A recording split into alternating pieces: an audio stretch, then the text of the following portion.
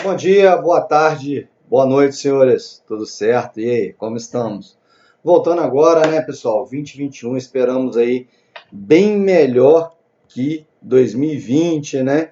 Estamos de volta. Eu sei que vocês estavam com muitas saudades. Eu também estava para voltar, na verdade, ao nosso curso de administração, nossa disciplina de fundamentos da administração. Lembrem do que nós estávamos falando? Sim, eu sei. Eu sei que vocês lembram.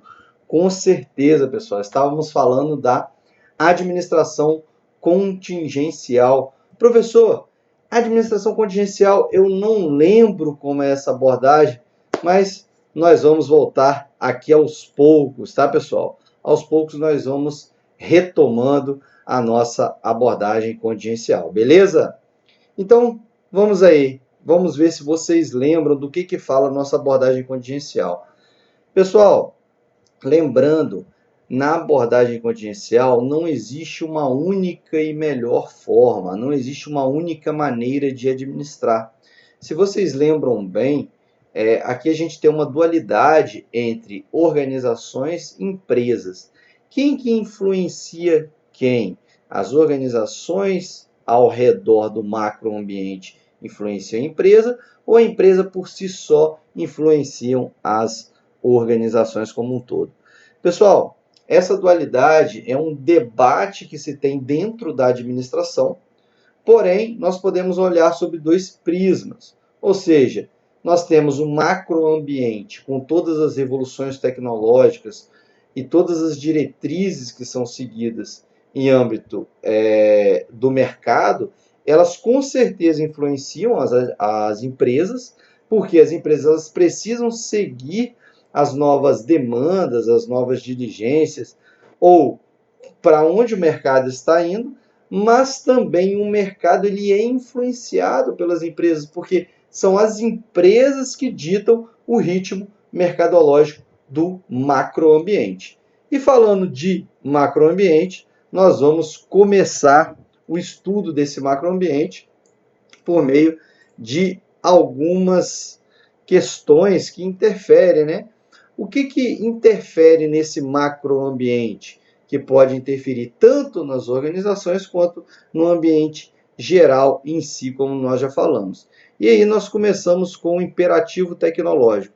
Pessoal, o imperativo tecnológico, eu já vou marcar aqui para vocês, é uma imposição que nós temos devido à nossa globalização. Professor, então não tem como uma empresa se desenvolver em pleno século XXI, em pleno 2021, sem a parte tecnológica? Não, pessoal.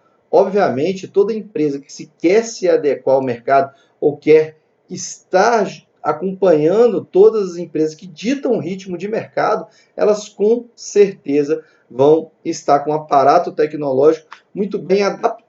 Por quê? Para incorporar novas tecnologias e não perderem a competitividade. Pessoal, imagina vocês, hoje em dia, nós temos várias profissões que elas vêm surgindo, nós vamos falar disso mais no final dessa parte 2 da abordagem contingencial, que elas surgem a partir do imperativo tecnológico. Você tem o Instagrammer, que é a pessoa que mexe no Instagram, você tem o digital influencer, que é aquelas pessoas que influenciam digitalmente alguns desejos ou algumas necessidades dentro do mercado, gerando essas necessidades e esses desejos nas pessoas, né, a intenção de compra de determinados produtos ou determinados serviços por meio desses digital influencer. O próprio youtuber, né, pessoal? Várias pessoas que não tinham, às vezes, tanto conhecimento técnico, mas o conhecimento mais prático, e elas vão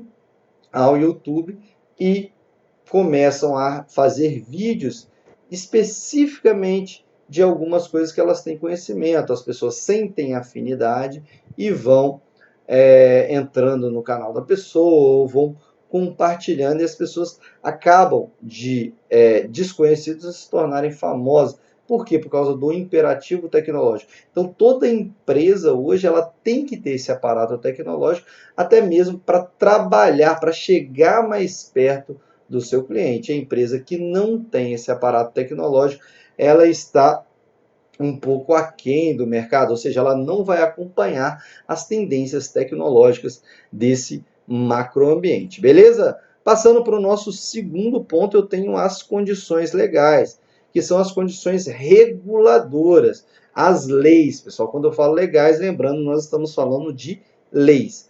A legislação, ela é outro imperativo que ela pode dar uma oportunidade ou até mesmo cortar a oportunidade dessa empresa estar atuando no mercado. Nós temos aí que várias organizações, várias microempresas, elas fecham as portas durante os primeiros anos devido à alta fiscalização. Por quê?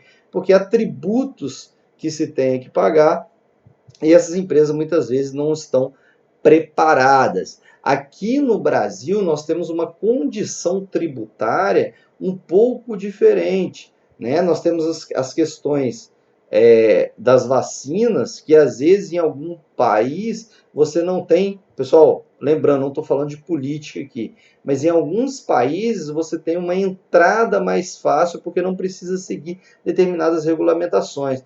Outros países, né, como nós tivemos também, sem falar a parte da política, você tem uma legislação que dificulta a entrada por meio de uma burocracia. Lembra quando nós falamos de administração burocrática? Então, a condição legal de determinado país, determinado estado, determinada cidade, determina também como aquela empresa vai se desenvolver. Outras condições também são as políticas, né? Imagina você na pandemia, eu marquei até aí para você, se na pandemia você, eu tenho o meu negócio, eu vou desenvolver o meu negócio, vou continuar trabalhando normalmente, consegue? Não, porque existiu algo que se chamou lockdown, ou seja, estava tudo fechado. Mesmo que você tivesse a empresa, tivesse o seu direito de ir e vir, você não poderia exercer a sua atividade comercial. Por quê, professor? Porque existe uma condição política que não era favorável, que se determinou o lockdown. Beleza? Continuando aí nas condições do macroambiente que podem afetar a sua empresa, nós temos as condições econômicas, que é algo que eu já falei para vocês. Pessoal, pense bem, o desenvolvimento local. Vamos olhar a nossa região, a região de Santa Maria. Será que é uma região muito desenvolvida? E aí? O que a gente pode falar dessa região? Será que as grandes empresas, as maiores empresas que existem no mercado, elas vêm para Santa Maria para poder trabalhar? Não vem por quê, professor? Às vezes é uma condição econômica. Não é uma cidade que dispõe de tantos recursos financeiros, dispõe de tanto desenvolvimento econômico, social, demográfico, tecnológico, para que essas empresas venham a ser abarcadas aqui no município. Então você tem condições econômicas influenciando o meio, o ambiente também, as condições demográficas e ecológicas. Aqui, olhe bem, pessoal, no nosso slide lá, condições demográficas e ecológicas. Você tem taxa de crescimento populacional, raça, religião, sexo, idade. Professor, mas isso influencia bastante? Sim, se você tem uma região, uma cidade, uma região onde a maioria da população é a população da maioridade, ou seja, uma população mais idosa, às vezes fica difícil algumas novas tendências serem implementadas, principalmente se nós olharmos questões de moda, a questão tecnológica mesmo. Será que essas pessoas, onde a maioria é da maioridade, a maioria da população é idosa, conseguem lidar bem com os aparatos tecnológicos que envolvem o desenvolvimento e a utilização da internet? Então nós temos que tomar muito cuidado em relação a isso. A sua empresa, ela trabalha em quê? Ela foca em quê? Qual é a condição ambiental daquela região aonde você pretende instalar a sua empresa? Então temos que tomar muito cuidado. E por fim, a gente tem as condições culturais. Pessoal, as condições culturais, elas interferem muito. Vocês têm aí a cultura pomerana aqui na nossa região de Santa Maria. A cultura pomerana, será que influi no mercado? E aí, pessoal, vocês já devem saber que sim. O pomerano, ele tem um estilo de cultura um pouco diferenciado. Então, às vezes, não é qualquer empresa que vai conseguir se estabelecer no local, né? Vocês sabem, existem algumas histórias de motéis que já tentaram se instalar na região de Santa Maria. Por que não conseguiram? Será que a população é um pouco mais tradicional, um pouco mais conservadora no sentido de valores, para não permitir a instalação desse tipo de empreendimento? Então, pessoal, o que eu estou falando para vocês é que depende, né? Você tem um macroambiente também que depende das empresas, depende da cabeça das pessoas e da cultura local. Beleza, pessoal, nós vamos continuar falando aí, né, na nossa segunda parte dessa parte 2 de abordagem contingencial. Esse daqui foi só para nós voltarmos um pouco e termos a ideia do que fala a abordagem contingencial. A gente volta falando um pouco aí das estruturas dessa nossa teoria.